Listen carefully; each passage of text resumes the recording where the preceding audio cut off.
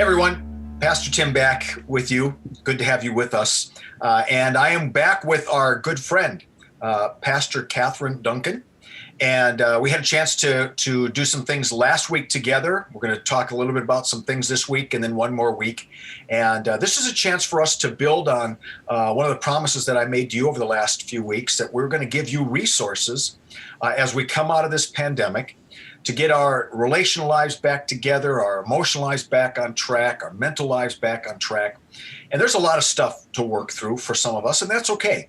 And that's why we're bringing Pastor Catherine in to talk a little bit about that. And I'm going to have her start. Catherine, first of all, why don't you introduce yourselves to us once again for those who are watching for the first time, and then tell us a little bit about your background. And particularly, our topic today is going to be grief and trauma and some of what you've experienced. Well, thank you for having me again this week to talk, and we're going to talk to you about grief and loss. And so I'm Catherine Duncan, and I am an integrative spiritual consultant. I spent years in corporate healthcare. I was a chaplain for a number of years with our major health system here, Fairview Hospice, and at a trauma hospital. As a chaplain, I now have a private practice called Learning to Live. You can Google it. And I see people emotionally, spiritually, providing support. I'm also do quite a bit of public speaking, and I'm a blog writer. In my background, I'm an ordained minister, a board certified chaplain and spiritual director, and trained in a range of healing modalities. I've had a real passion for whole person healing for the last, 20, 25 years. So really studying it and living it.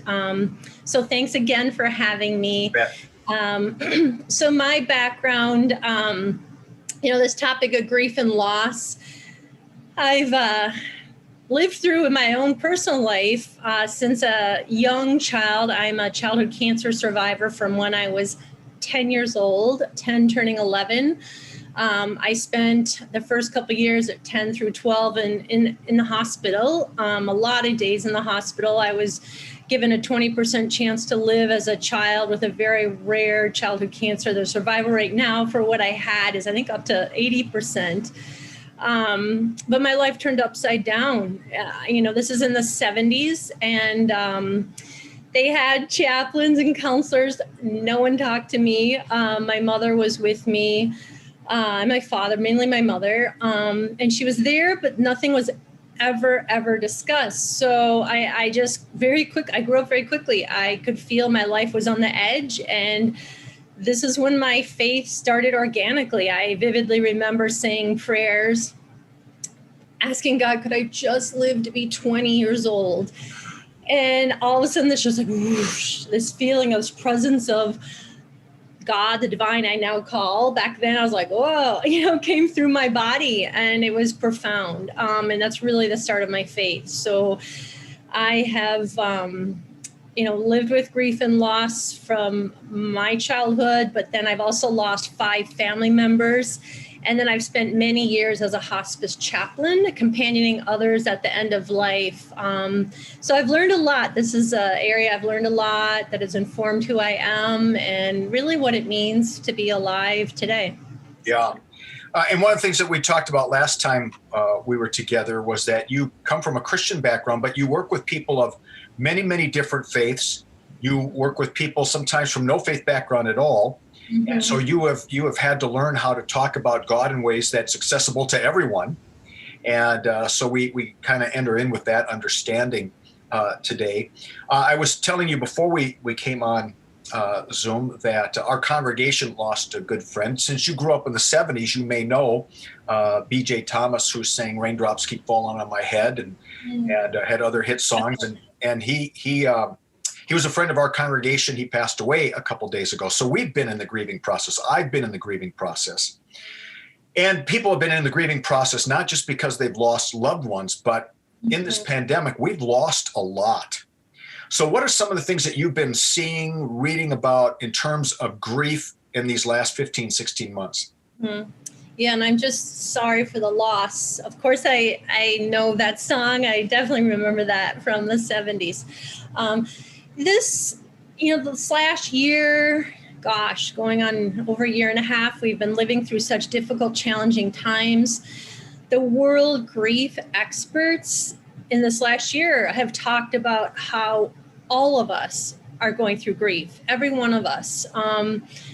There's a term some of you may have heard of called ambiguous loss that we've been dealing with, every one of us, of just the ambiguity of this virus. We're now coming more hopefully out of the pandemic. We've learned so much, but there is still some ambiguity about variants, and we're not totally out of this pandemic yet. So that ambiguous loss of certainty in our routines and the nature of this virus, that's called ambiguous loss. So all of us on this call who's watching, we've all been dealing with this ambiguity, ambiguous loss. And then we've also been dealing with what's called anticipatory grief, just anticipating, and it's starting to change, but anticipating,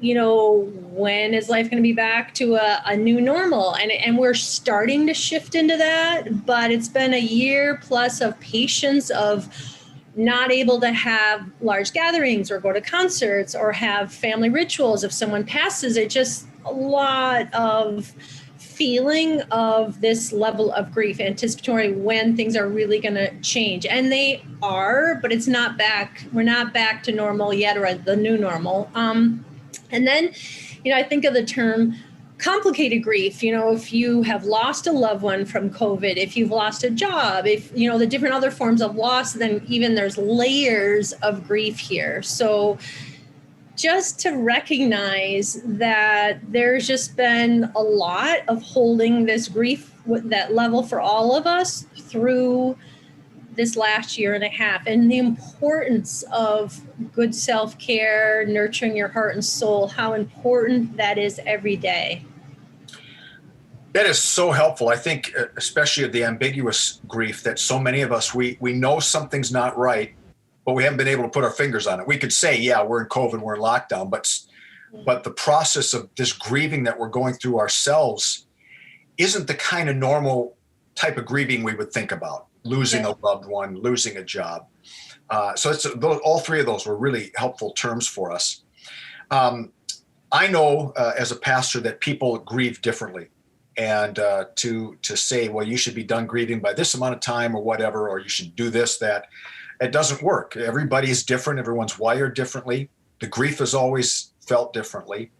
But there are some tools that we can use for all of us to at least help us begin to deal with the grief, because you do want it. That's the key. Deal with it. However you do, just deal with it.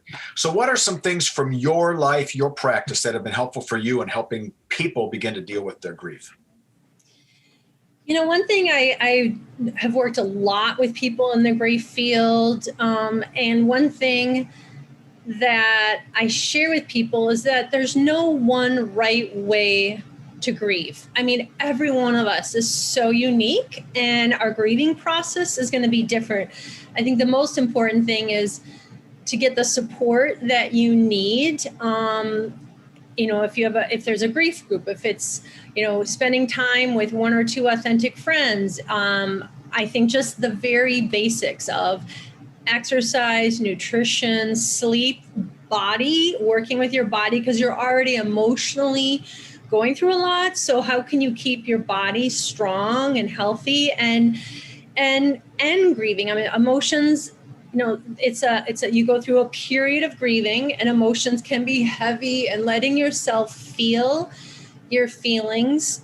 But then when you're in the thick of grieving, knowing it's okay to take a break, knowing it's okay, if you've had a recent loss and you're grieving, to, feel the grief, be with it, let it move through you. Emotions are impermanent, but then, okay, I'm going to take a break. I'm going to watch a good movie, or I'm going to go to the grocery store, or I'm going to go see a friend. Because the grief, depending on the level of grief, if you've lost a loved one, for example, there's a process, time frame going through it. So just really nurturing yourself. And I go back to some of the grief models, Elizabeth Kubler-Ross, the 5 stages of grief, which, what do they call it? Denial, anger, bargaining, depression and acceptance. And it used to be thought people went through, sequentially those stages. Now we know people can go back and forth to different stages.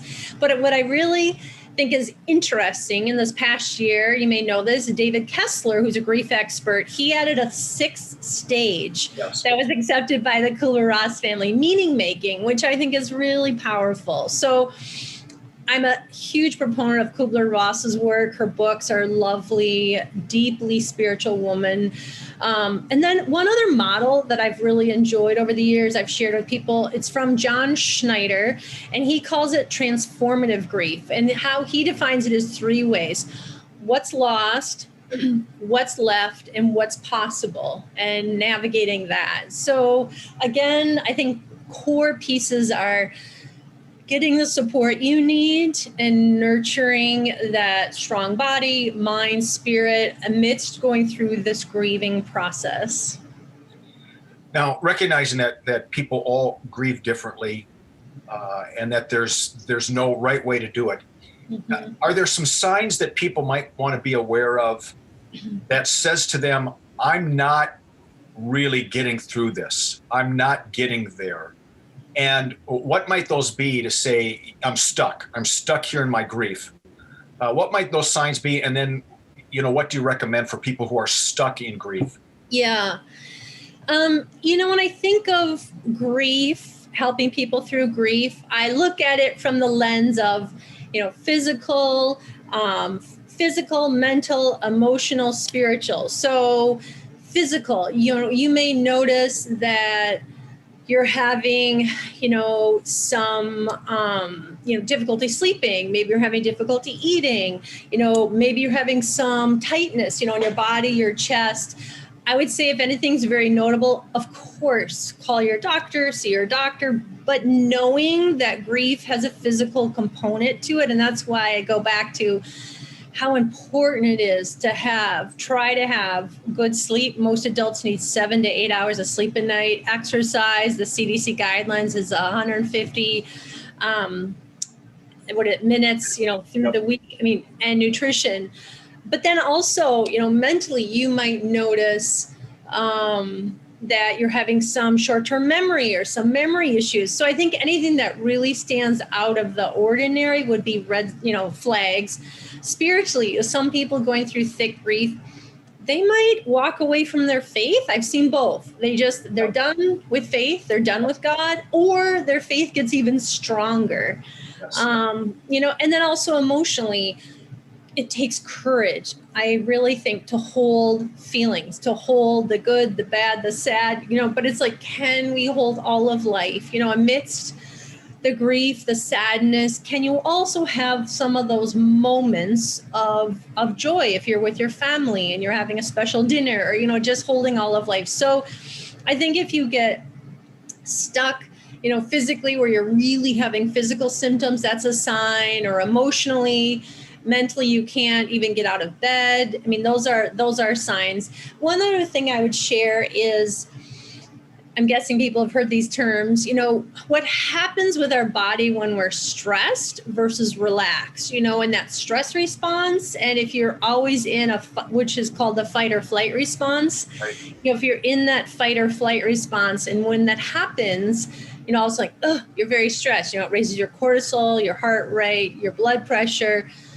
Just noticing, I'm really stressed. What can I do to self-regulate and kind of calm and soothe my body, which the opposite of the stress response is called the relaxation response, which we'll experience today, doing a little breathing, but literally starting with a few minutes up to 5 minutes of breathing lowers your heart rate, your blood pressure, your cortisol levels. So there's a lot every one of us do to calm and soothe our body. Yeah. And sometimes people just need to talk to somebody, just pour out their soul, and that's okay. There's nothing wrong with that. That's what people like you are for. Yeah, right. And just finding, that support for you going through this time. Having 1 or 2 authentic friends, relationships, so important. People that have that live longer. They are healthier. sense of community. What does that look like for you? Really thinking, who are my support people? What's life-giving? By support, by a community, doing small things that you enjoy when you're going through grief. Maybe you enjoy a Netflix series, or maybe you enjoy, a certain kind of ice cream, or going to the park, or just really being mindful of what fills you up and gives you a sense of life. And the cornerstone of this, I would say, as a minister, is faith and prayer, the power of prayer. Yeah. You said something really interesting there that I think sometimes people can feel guilty about when they're in grief, and that's joy. To catch themselves smiling when they're in grief, especially if they've lost a loved one. Is it appropriate for me to smile when I just lost my loved one 2-3 months ago? Is it appropriate for me to enjoy ice cream or my favorite Netflix comedy when I'm grieving? And I think sometimes people miss out on that gift of joy because they feel a little guilty about it. I definitely hear what you're saying. And I go back to the word mindfulness, being fully present in this moment right now. I mean, that's where we're fully alive. It's not when we're dwelling on the past or the future, but right now. And can you, in this moment, with all that's happening, hold it all, especially when you're going through grief, where there's a heaviness, there's a sadness, but yet there can be moments of just of maybe wonderment, or maybe some sense of joy, or some sense of peace. Maybe you see a big flock of, ducks fly over. We sure do here in Minnesota, or hummingbirds, or we're just it touches your heart and you feel a sense of peace come through you. And can you be with all of that? And it's I think a lifelong lesson. How can we hold all the good and the bad, the positive, the difficult, hold it all and be with it all? So what is the relationship between, say, grief and trauma, stress and trauma? How are they feed into each other? How might they be different? Yeah, when I think of the word trauma from more of a therapeutic sense, trauma is a word that would be used if you have had a brush with death or something really significant, a death, a serious injury. You would use the word trauma. I think of, everyday occurrences of maybe losing a job, or, a stressful situation with a relative. I wouldn't necessarily call that trauma. That would be more, grief, stress. But I think right now, with all we've lived through, which has been a lot of holding these different layers of grief, if you, have had some trauma in your background yourself, or a really traumatic experience from your earlier years, that can be stimulated through this grief process. Through PTSD, it can be stimulated. So, the big point here, I think, is going back to what can help you one day at a time, find the support. And, I think of even the word resiliency. I think we're going to talk about resiliency next week, but that cushion of support to help you every single day, as we're all of us living into a new normal. And I hear this almost every single day in my private practice, this new normal. It's confusing. It's confusing. Mask wearing, not mask wearing. How am I around people? This is so uncomfortable. And so it's just, we're all kind of slowly moving out of this very heavy grief into a new way of being in the world. Yeah. Now, last time we were together, you shared a couple little exercises with us to sort of help us center ourselves, get into the moment. You've got some things you want to share with us today. So let's do that. Yeah, I would love to. So the couple exercises I'm thinking of today, again, I thought we could experience a couple-minute breathing exercise. Just coming back to your breath. And, what I want to also share with you, and maybe we'll talk a little more about this next week, but how when we're feeling grief, when we're feeling stress, we're feeling unrest in our being, the importance of, can you come back into just this moment? Come back through our breath. Our body's always in the present moment.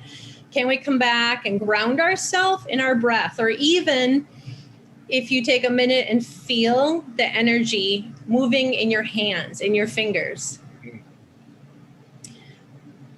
When you do that, your fast chattering mind, if it's ruminating, if it's worrying, stops. You cannot have this worry, fast chattering mind and feel the energy in your hands or your feet at the same time. So, and I think maybe we could explore that more next week. I think we're going to talk about resiliency. But yep. So if you're willing, I would love to just lead you in a 1 to 2 minute breath exercise. And I will end with, I have a crystal singing bowl right here. I'll end with this, just the sound. So if you're willing to try this with me for a couple minutes, I invite you. You might want to close your eyes so you're not distracted. If you're sitting, feel the weight of your body against the chair. Or if you're standing, just feeling the support of the floor, the earth supporting you. And just focus on your breath, breathing in and breathing out. Notice on your breath in how your belly expands on the in-breath and recedes on the out-breath.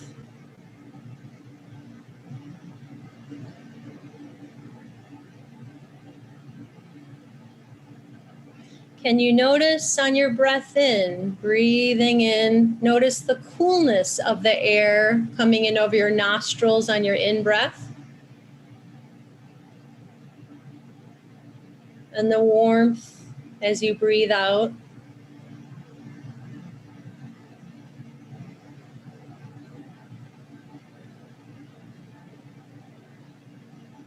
Can you notice on your in-breath, breathing in, how the air comes in over your nostrils and then starts to turn and go down into your chest?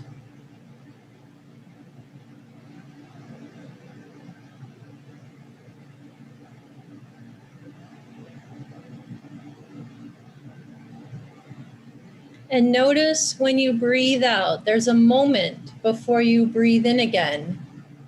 We call that pure awareness, pure potential, this oneness with the divine. Can you just feel that space, that oneness in that moment?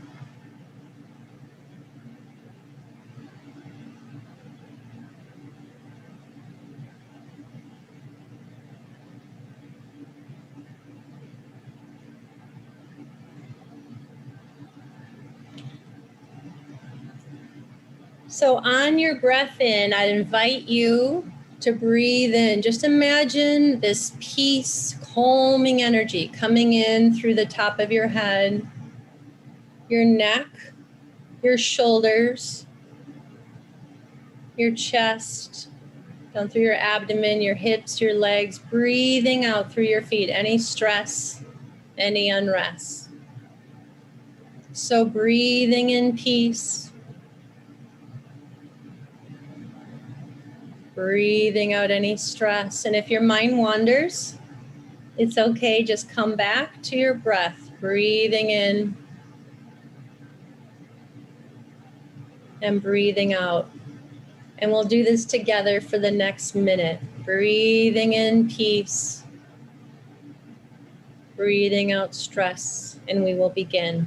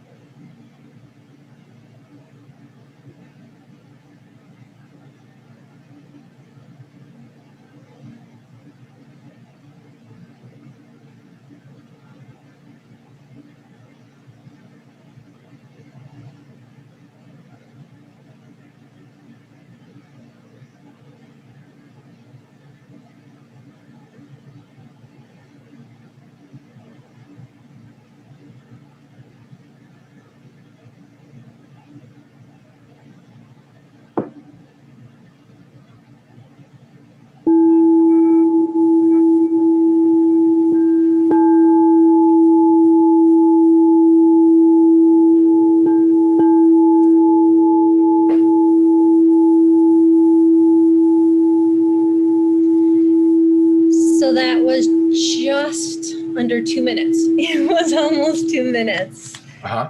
of just the experience of just that, what we just did starts to calm our bodies. Yeah. By Yeah, it's breathing. amazing, isn't it? It's so amazing. Yeah.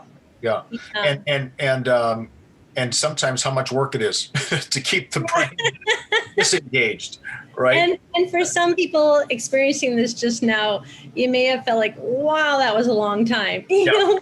Yeah. But if you do it more and more, your body will start to want to have that more space, that ease to come and bring in that calmness into your heart and soul. Really. And it's good even throughout the day to just take a minute or two, right? And just do it. Take a little breath break. Yeah, I always recommend to people I work with, can you just start a minute or two a day? If it's in the morning, midday at lunch, at night, even if it's once a day, then maybe it's twice a day, then maybe it'll eventually grow to 5 minutes, and then maybe 10 minutes, but you'll start to see the benefits, that self-regulation of, wow, actually when I do that, I feel better. I have vivid memories of years that I worked as a hospice chaplain, and I was driving, from house to house to house. And some days I would be with 4 or 5 different people actively dying or who will have died. And it was a lot. It was very sacred work. But sometimes midday I'd be like, I need a break. I need to just, and I would pull my car over in a parking lot and just breathe, breathe in the love of God, breathe out any stress. It just breathing for, even 5 minutes. I felt like I had an hour nap. So. When I was going through some of my anxiety management stuff, one of the things that the leader said was how important it is to just keep practicing your breathing, because it's like putting money in the bank. Because eventually when you need it, you'll know.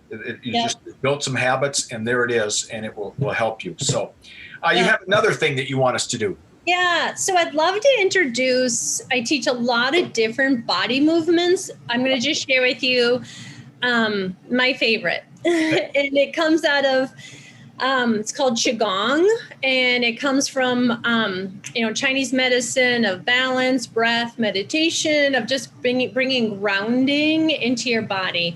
Here in Minneapolis, and you guys could Google it.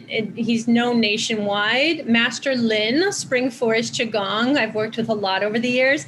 And he'll say, if you do nothing else, bounce. So I'm going to turn my screen here in a moment, and I'd love to introduce bouncing to you. So hold on one moment. I'm going to turn my screen. Sounds like we're going to Romper Room. Yeah. I'm not sure everybody listening understands that reference, but you do. Okay. So hopefully you can see me okay. I can see you. Yep. So for those of you willing to try, I'll lead you in this. I'd invite you to join me if you're willing to stand up. And how bouncing works is you want to have your legs hip-width distance apart. Bend your knees gently, your arms at your side, and you put a smile on your face to release oxytocin and visualize. I visualize the sun, the love of God, the divine in my heart, and visualize that. So I have my knees just gently bent, my arms at my side, and bouncing is simply, you just start gently bouncing up and down. Now, are you jumping up and down, or are you just using your knees to go up and down? Yeah, my knees. From my knees, my feet are stationary. My body's just going up and down. So this is bouncing. What is it doing? It is waking up your energy, your organs, just really enlivening your body. Master Lin will say it's one of the most powerful things you can do for alignment, aligning your organs, your energy centers. So this is bouncing. And then the next step is you put your arms up above your head with your hands just dangling. So you get your whole body. Yeah. So this is bouncing. You can put your arms back at your side. So you can do it a minute, 5 minutes. I love this exercise. I'd be interested what people think of it. Yeah. Try it. because it just wakens your body. You know, you can feel sluggish. And then all of a sudden, between meetings, I do this about daily. I'll get up between meetings and then I'll just start bouncing like, oh, just enlivens, wakens up my organs, my energy center, everything. So that was bouncing. That's such a great idea, especially because so many of us sit at a desk all day long. Yep. And I know, right? And I know for me, because I work out of my home, and today it's 105 degrees outside, so I'm not going to go out for a walk. Yeah. And take a break. So I try to walk around the room a little bit. But that's a great idea to just be able to stand up, 2-3 minutes, do a little bouncing, get back at it. Yeah, it's so great. Yeah.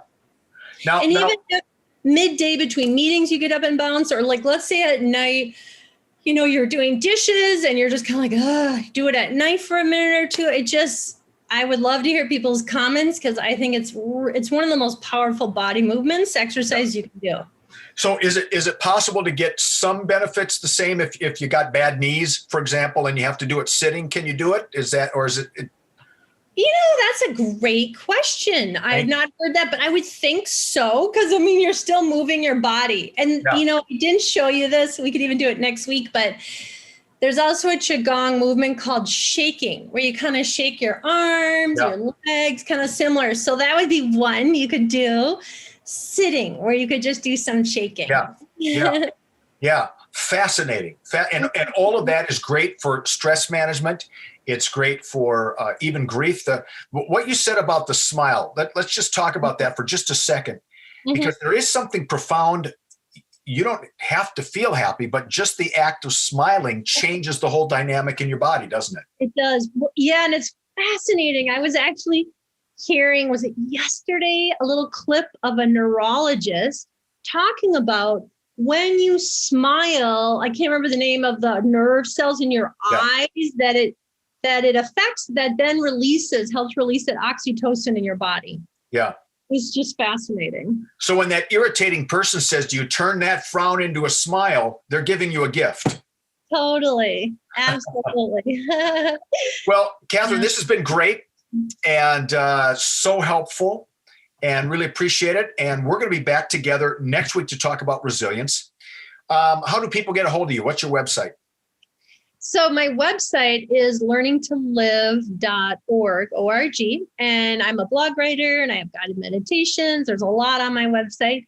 And I also have a YouTube channel with more guided meditations, and that's called Learning to Live Mind, Body, Spirit Teachings. Or you can Google my name, Catherine Duncan, and I should pop right up. So, great. Yeah, well, thank you for having me. This is fun to be here. Well, looking forward to seeing you next week. Thank you. Blessings. Thank you so much.